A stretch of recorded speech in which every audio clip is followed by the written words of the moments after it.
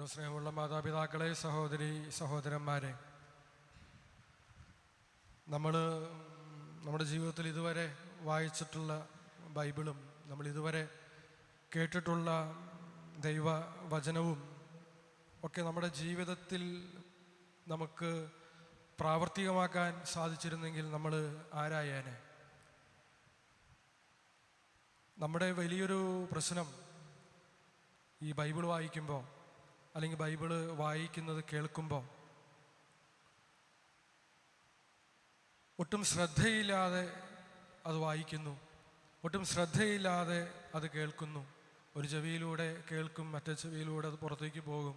ചിലപ്പോൾ നമ്മൾ കേൾക്കാറ് പോലും ഇല്ല. ഞാൻ പലപ്പോഴും ചോദിക്കാറുണ്ട്, ബൈബിള് പുതിയ നിയമം സുവിശേഷം വായിച്ചതിൻ്റെ തൊട്ട് പിന്നാലെ കുട്ടികളോടൊക്കെ ചോദിക്കാറുണ്ട്, ഇപ്പോൾ വായിച്ച സുവിശേഷ ഭാഗം ഏതാണ്, അല്ലെങ്കിൽ അതിൽ പറയുന്ന പ്രധാനപ്പെട്ട കാര്യം എന്താണ്. പലപ്പോഴും മറുപടി ഉണ്ടാകാറില്ല.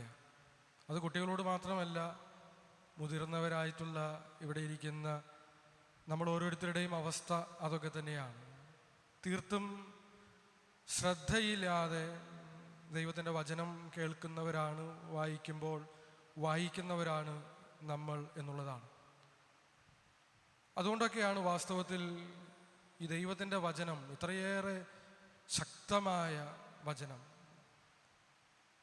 നമ്മെ സൗഖ്യപ്പെടുത്താനായിട്ട് ശക്തിയുള്ള വചനം, നിരാശയിൽ ആണ്ടുപോകുമ്പോൾ നമുക്ക് പ്രത്യാശ നൽകാൻ സാധിക്കുന്ന ദൈവത്തിൻ്റെ വചനം, ഒറ്റപ്പെട്ടു പോകുന്ന സമയങ്ങളിൽ നമുക്ക് കരുതലായി മാറാൻ കഴിയുന്ന ദൈവത്തിൻ്റെ വചനം, മറ്റുള്ളവരുമായിട്ട് വഴക്കെട്ട് നിൽക്കുന്ന സമയങ്ങളിൽ അനുരഞ്ജനമായി മാറാൻ, ക്ഷമ ചോദിക്കാനും ക്ഷമ കൊടുക്കാനും നമ്മെ പ്രേരിപ്പിക്കുന്ന വചനം. ഈ വചനം വലിയ ആയുധമായി നമ്മുടെ കയ്യിലുണ്ടായിട്ടും, ഈ വചനം നാഴികയ്ക്ക് 40 വട്ടം നമ്മൾ കേട്ടിട്ടും വായിച്ചിട്ടും നമ്മുടെ ജീവിതത്തിൽ ഇതൊന്നും അനുഭവിക്കാൻ, സൗഖ്യം അനുഭവിക്കാൻ, ദൈവത്തിൻ്റെ കരുതൽ അനുഭവിക്കാൻ, ദൈവത്തിൻ്റെ ആശ്വാസം അനുഭവിക്കാൻ, സമാധാനം അനുഭവിക്കാൻ, അനുരഞ്ജനം അനുഭവിക്കാൻ എന്തുകൊണ്ട് നമുക്ക് സാധിക്കാതെ പോകുന്നു എന്ന് ചോദിച്ചാൽ, ഈ വചനത്തെ കേട്ടതിന് ശേഷം, വായിച്ചതിന് ശേഷം മൗനമായി നിശബ്ദതയിൽ ധ്യാനിക്കാൻ നമുക്ക് സാധിക്കാതെ പോകുന്നു എന്നുള്ളതാണ്. ഇന്ന് സക്കറിയായെ പറ്റിയാണ് നമ്മൾ വായിച്ചത്. സക്കറിയായുടെ ജീവിതത്തിൽ ഒരു 9 മാസം അവന് സംസാരശേഷി നഷ്ടപ്പെട്ട സമയമുണ്ട്. ആ സംസാരശേഷി നഷ്ടപ്പെടുന്നതിന് തൊട്ട് മുമ്പായിട്ട് അവൻ കേൾക്കുന്ന ഒരു വചനമുണ്ട്. നിനക്ക് ഒരു പുത്രൻ ജനിക്കും, ആ പുത്രന് നീ എന്ത് പേരിടണമെന്നാണ് പറയുന്നത്? യോഹന്നാൻ എന്ന് പേരിടണം. അത് കഴിഞ്ഞൊരു നിശബ്ദതയാണ് അവൻ്റെ ജീവിതത്തിൽ. ആ നിശബ്ദതയുടെ ഒടുവിൽ ഇവൻ്റെ പേരിടിയിൽ കർമ്മം നടക്കുന്ന സമയത്ത് അവൻ കേട്ട വചനം, അവന് കൊടുക്കേണ്ട പേര് യോഹന്നാൻ എന്നാണ്. പക്ഷേ വലിയൊരു സമ്മർദ്ദം യോഹന്നാൻ അനുഭവിക്കുന്നുണ്ട്, എലിസബത്തൊക്കെ അനുഭവിക്കുന്നുണ്ട്. അവരുടെ മകന് പേര് കൊടുക്കാൻ നേരത്ത് എന്ത് പേര് കൊടുക്കണമെന്ന കാര്യത്തിൽ അവരൊരു സമ്മർദ്ദം അനുഭവിക്കുന്നുണ്ട്, ഒരു സോഷ്യൽ പ്രഷർ. എന്താണത്? അവിടെ കൂടിയിരിക്കുന്ന അയൽക്കാരും ബന്ധുക്കളും ഒക്കെ പറയുകയാണ്, പാരമ്പര്യമനുസരിച്ചാണ് അവന് പേര് കൊടുക്കേണ്ടത്. അങ്ങനെ വരുമ്പോൾ സക്കറിയ എന്നുള്ള പേരാണ് അവന് നൽകേണ്ടത്. അതാണ് നാട്ടുനടപ്പ്, പാരമ്പര്യം. അങ്ങനെ ഒരു പ്രഷർ ഉണ്ടാകുന്നുണ്ട്. പക്ഷേ യോഹന്നാൻ കേട്ട വചനം, ദൈവത്തിൻ്റെ വചനം, സക്കറിയ കേട്ട ദൈവത്തിൻ്റെ വചനം അവൻ്റെ മകന് യോഹന്നാൻ എന്ന് പേര് കൊടുക്കണം എന്നുള്ളതാണ്. എന്തുകൊണ്ടാണ് ആ സമ്മർദ്ദങ്ങളെ അതിജീവിച്ച് സക്കറിയാക്ക് തൻ്റെ പുത്രന് യോഹന്നാൻ എന്ന് തന്നെ പേര് കൊടുക്കണമെന്ന് ധൈര്യപൂർവം പറയാനായിട്ട്, അല്ലെങ്കിൽ എഴുത്തുപലകയിൽ എഴുതാനായിട്ട് സാധിച്ചത് എന്ന് ചോദിച്ചാൽ, അവൻ കേട്ട ദൈവത്തിൻ്റെ വചനം അതവൻ്റെ ഒരു ചെവിയിലൂടെ കടന്ന് മറ്റേ ചെവിയിലൂടെ കടന്നു പോയ വചനമല്ല, അവൻ 9 മാസം ധ്യാനിച്ച വചനമാണ്.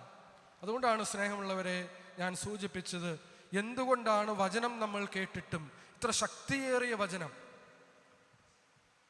നമുക്ക് സൗഖ്യം നൽകുന്ന, അല്ലെങ്കിൽ നമുക്ക് സൗഖ്യം നൽകാൻ ശേഷിയുള്ള, സമാധാനം നൽകാൻ ശേഷിയുള്ള, നമ്മുടെ ജീവിതത്തെ മാറ്റിമറിക്കാനായിട്ട്, പാപിയായ ഒരു മനുഷ്യനെ വിശുദ്ധിയിലേക്ക് അവനെ പരിവർത്തനം ചെയ്യാൻ, മാനസാന്തരപ്പെടുത്താൻ ശേഷിയുള്ള വചനം നമുക്ക് ഉണ്ടായിട്ട് നമ്മൾ പലവട്ടം കേട്ടിട്ട് എന്തുകൊണ്ട് നമ്മുടെ ജീവിതത്തിൽ ആ മാറ്റം സംഭവിക്കുന്നില്ല?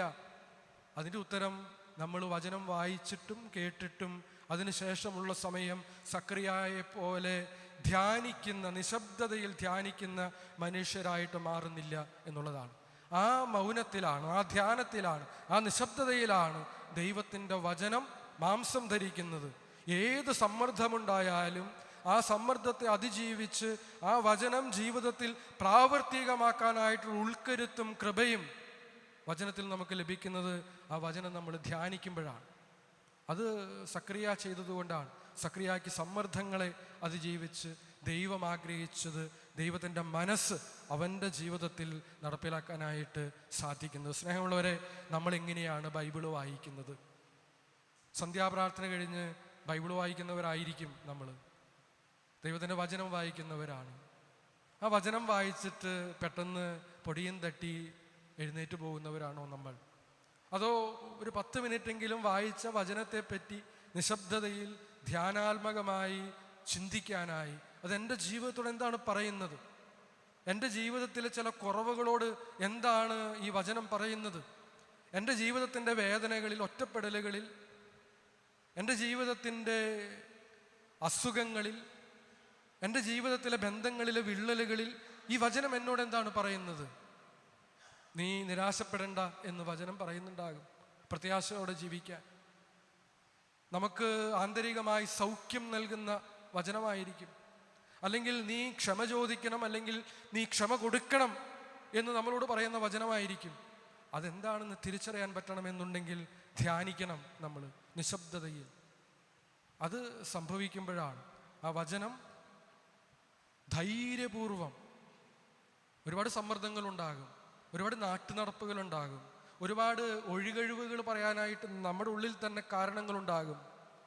ആ കാരണങ്ങളെ, ആ നാട്ടുനടപ്പുകളെ, സമ്മർദ്ദങ്ങളൊക്കെ അതിജീവിച്ച് ദൈവത്തിൻ്റെ വചനം, ദൈവത്തിൻ്റെ മനസ്സ് നമ്മുടെ ജീവിതത്തിൽ നടപ്പിലാക്കാൻ സക്രിയയെ പോലെ നമുക്കും സാധിക്കുന്നത് ഈ നിശബ്ദതയിൽ വചനം ധ്യാനിക്കുന്ന മനുഷ്യരായിട്ട് മാറുമ്പോഴാണ്. അതുകൊണ്ട് സ്നേഹമുള്ളവരെ, നമ്മളൊരു വചനം വായിക്കുമ്പോൾ അത് വീട്ടിലായിക്കൊള്ളട്ടെ, അല്ലെങ്കിൽ പള്ളിയിലായിക്കൊള്ളട്ടെ, അല്ലെങ്കിൽ ചിലപ്പോൾ നമ്മൾ നമ്മുടെ മൊബൈൽ ഫോണിൽ യാത്ര ചെയ്യുമ്പോഴായിക്കൊള്ളട്ടെ, അത് വെറുതെ വായിച്ച് പോയാൽ പോരാ, അല്ലെങ്കിൽ വെറുതെ കേട്ടു പോയാൽ പോരാ. അത് ധ്യാനിക്കാനായിട്ട് നിശബ്ദമായി 10 മിനിറ്റെങ്കിലും അത് ധ്യാനിക്കാനായിട്ട് നമുക്ക് സാധിക്കുമ്പോൾ സ്നേഹമുള്ളവരെ, സംശയം വേണ്ട, നമ്മുടെ ജീവിതത്തെ അത് മാറ്റിമറിക്കും. നമ്മുടെ ജീവിതത്തിൻ്റെ നമ്മൾ കടന്നു പോകുന്ന സാഹചര്യങ്ങളിൽ നമുക്ക് വലിയ പ്രതീക്ഷയായി, പ്രത്യാശയായി, നമുക്ക് സൗഖ്യം നൽകുന്ന, നമുക്ക് നമ്മുടെ ബന്ധങ്ങളിലെ വിള്ളലുകൾ അവിടെ യഥാർത്ഥ അനുരഞ്ജനം അനുഭവിക്കാൻ സാധിക്കുന്ന ഒന്നായിട്ട് നമ്മുടെ മുമ്പിൽ ദൈവത്തിൻ്റെ വചനം മാറും എന്നുള്ള ബോധ്യത്തിൽ നമുക്ക് ജീവിക്കാം. നമ്മൾ ക്രിസ്മസിന് ഒരുങ്ങുമ്പോൾ ഇത് ബൈബിൾ മാസമാണ്. അതുകൊണ്ടാണ് നമ്മുടെ പള്ളിയിൽ നിന്ന് രാവിലെ മുതൽ വൈകിട്ട് വരെ ഈ വിശുദ്ധ കുർബാന ആരംഭിക്കുന്നതിന് തൊട്ട് മുമ്പ് വരെ അഖണ്ഡ ബൈബിൾ പാരായണം നടക്കുകയായിരുന്നു. ദൈവത്തിൻ്റെ വചനം ഇങ്ങനെ വായിച്ചുകൊണ്ടിരിക്കുകയായിരുന്നു. നമ്മുടെ ജീവിതത്തിൽ വചനത്തോട് സ്നേഹമുള്ളവരായിട്ട്, ദാഹമുള്ളവരായിട്ട് മാറാൻ, വചനത്തെ ധ്യാനപൂർവം ചിന്തിക്കുകയും അത് എന്നോട് എന്ത് പറയുന്നു എന്ന് നിശബ്ദതയിൽ ധ്യാനിക്കുകയും ചെയ്യുന്ന മനുഷ്യരായിട്ട് നമുക്ക് മാറാം. അപ്പോഴാണ് ഈ ക്രിസ്മസിന് ദൈവത്തിൻ്റെ വചനം മാംസം ധരിച്ച് ക്രിസ്തു എന്നിൽ പിറക്കുന്ന, നമ്മളിൽ പിറക്കുന്ന അനുഭവം നമ്മുടെ ജീവിതത്തിൽ ഉണ്ടാവുക എന്നുള്ള തിരിച്ചറിവോടെ നമുക്ക് ജീവിക്കാനായിട്ട് പരിശ്രമിക്കാം.